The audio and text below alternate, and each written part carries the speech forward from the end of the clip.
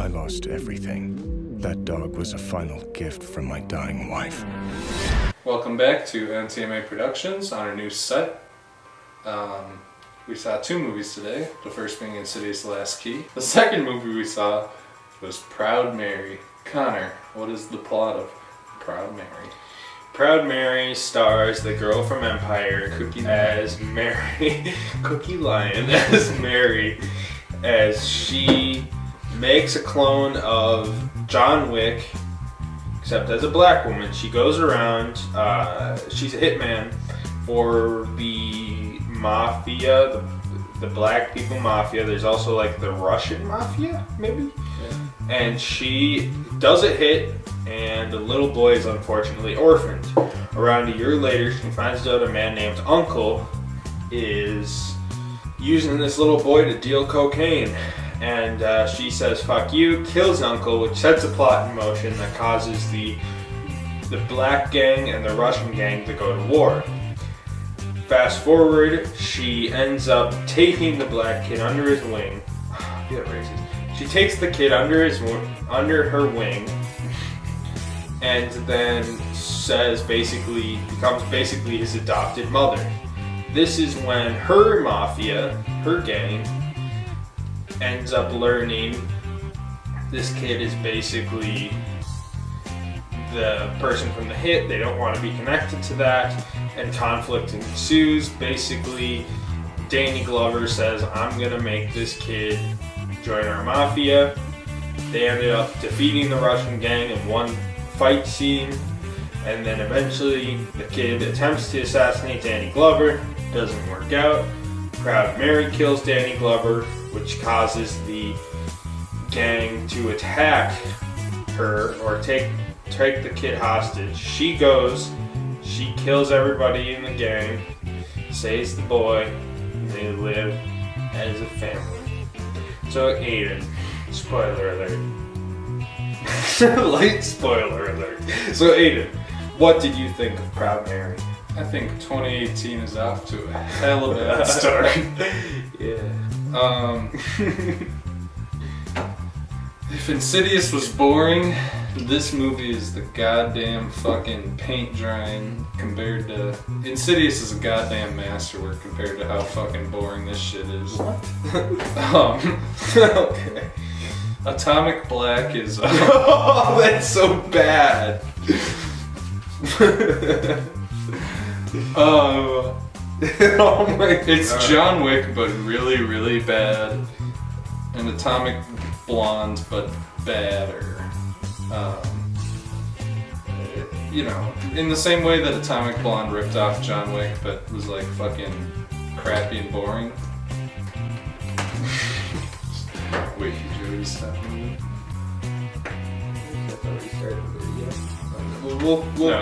We'll start. I'll do the what did you think of. Start from here.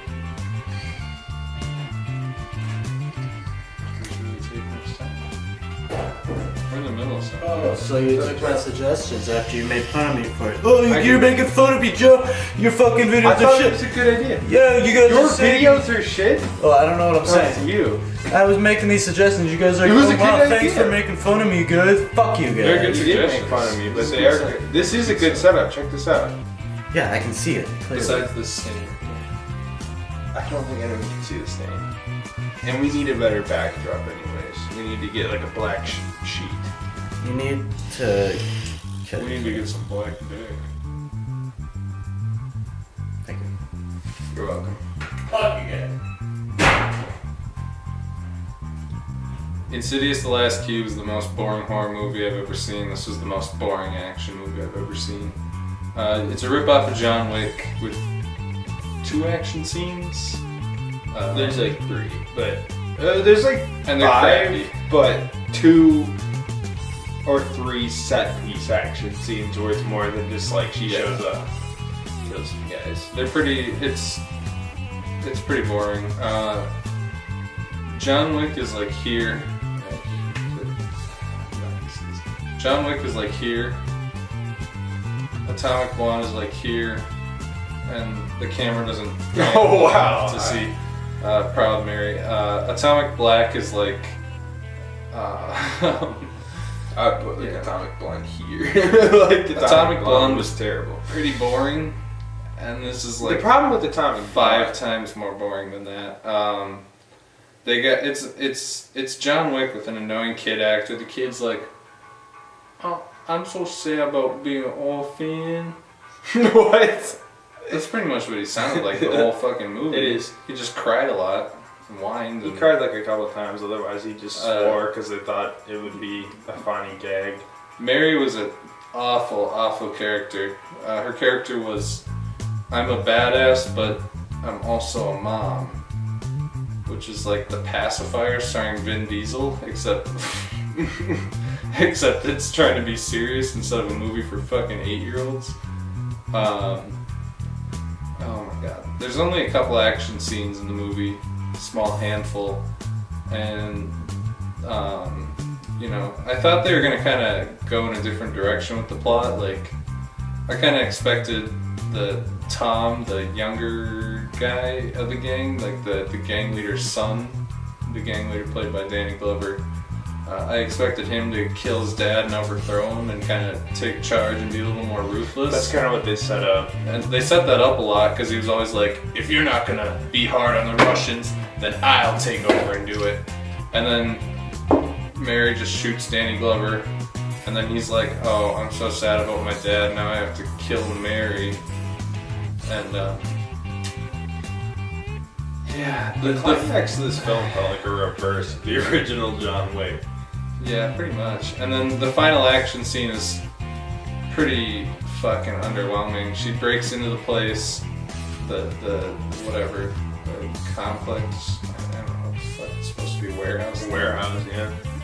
And she runs around and she shoots some people, but she never feels like she's in any danger. Like in John Wick, John got his ass kicked all the time, and he was kind of just like struggling, and it felt cool because he was struggling, but he was also badass. So realistic. And even Atomic Blonde did that well, where she kind of got her ass kicked, but managed to still just come out on top in the end. And this, she just effortlessly runs around, like her stunt. They filmed the entire last action scene in the dark so that her stunt double can and it was slide on the clearly a floor and girl shoot like 7 people. Because she's at not once. the skinniest. She's not like fat. I'm not gonna call her fat, but she's not the skinniest. Then you see this stunt work, and it looks like an Olympic fucking athlete, and it's like that is not the same person. And even in the dark, there's points where you can kind of see her face, and if you had it on DVD or something and paused it and looked up close, not the same person. Doesn't even look like the same person. Not the same size. It's kind of ridiculous. In the final showdown with Tom, there's this part where she walks away from him, and then right as he shoots, she like throws a shelf on the ground, and the shelf is one of those thin shelves, like one of the ones you have at restaurants, where it's just the 4 poles and then the racks. And somehow she blocks a bullet with that, which I thought was. Because she heard him shoot, and somehow she had 30 seconds to knock it over and deflect the bullet. Duh. Yeah, there's a lot of really shoddy editing. Like there's one scene where Tom is trying to rape her in the mansion, and he's like grabbing on her ass and shit, and then they start yelling at each other. And they had to ADR in some of his lines for whatever reason, and they didn't even attempt to make it match up, where his mouth moves like this and it's just saying something completely different. Oh yeah. They try to do this big plot where it's like the big reveal that the kid is the son of the guy she killed, and all the people are arguing about it because somehow they think that that'll connect them to the crime, I guess, which is a stretch. I mean, I guess in a real life mob situation that might cause a problem, but it still felt like a little bit of a stretch. Pretty much the only thing in the movie that amused me was when at the end she drives her Tesla into a bunch of goons and jumps out, and they don't notice that she jumped out, and they spend like 5 minutes shooting holes in her car, even though it's fucking empty. Halo. They're all like moving in on the car with machine guns, and they're blasting at it and like shooting it, and she's just.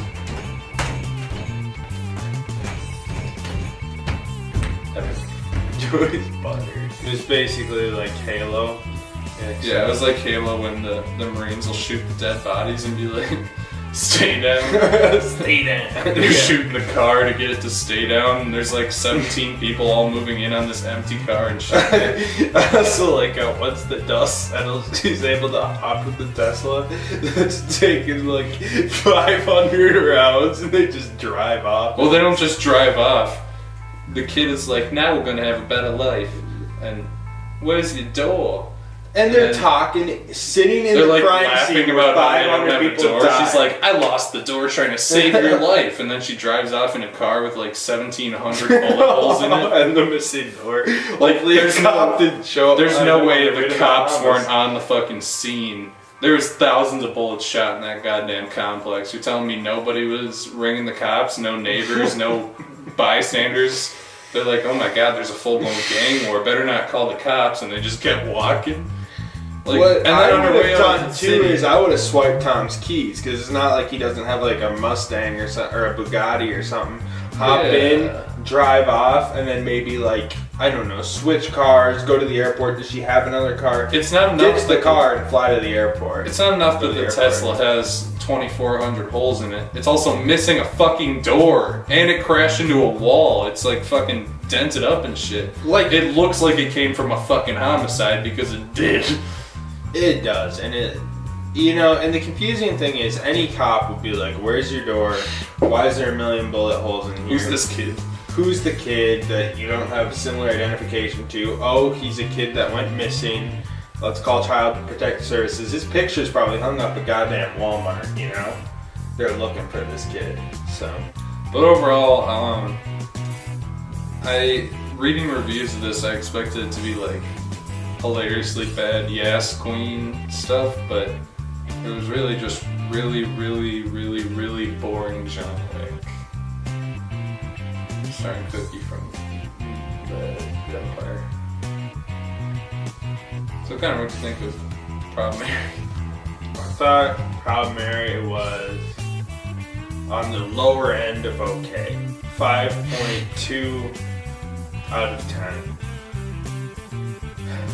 I got, like, you know, the action scenes were completely unrealistic, but they wanted it to be like a John Wick realistic. Like John Wick, you know, obviously John Wick would die. I mean, it doesn't matter if you're the best assassin in the world. When you have 40 people on you, eventually you're gonna get shot and killed. But at least they tried, like, he goes against one guy, he might get in a hand-to-hand fight where it gets pretty beat up, and it shows. Here, there were scenes where she'd slide on the ground, she'd be on her knees, bam, bam, then she'd shoot behind her, like 4 people. Now, realistically, I'm this person who has my gun, she's on the ground, I would empty my clip in her. And I get John Wick, you know, 2 of them could go up and just start firing on the guy, and he'd be fucked. But, you know, John Wick felt more realistic, more hard-hitting. Here it was like, oh, she's just invincible. Yeah, and there's like 20 people in this gang. So my ultimate problem was that, like, she easily wiped out the Russian gang, no problem. She easily rushed out, or destroyed the gang of black people. You fucking kid. Whatever. She easily destroyed the gang of black people. Sorry about our furnace. And it's like, it's just unrealistic in many ways. And the kid is like, I don't really like my dad, but if somebody killed my parents, or one of my parents, regardless of what they did, I'd still be pretty pissed. I still wouldn't accept them as my new parent. Although, you know, it's supposed to be like a touching movie. And I get that it's basically a Tyler Perry movie with fucking John Wick mates the Tyler Perry, one of the drama Tyler Perry movies. I get it. And it was pretty boring, but at moments it was action-packed, and at moments there was heart to it. I felt like whoever made this movie, even though the story, plot synopsis seems like it would be something made up by like a 6th grader, you know, it could be worse. It was moderately watchable to the most moderate extent. The acting was cheap. but it wasn't. It got the job done. That's what the acting did. It got the job done.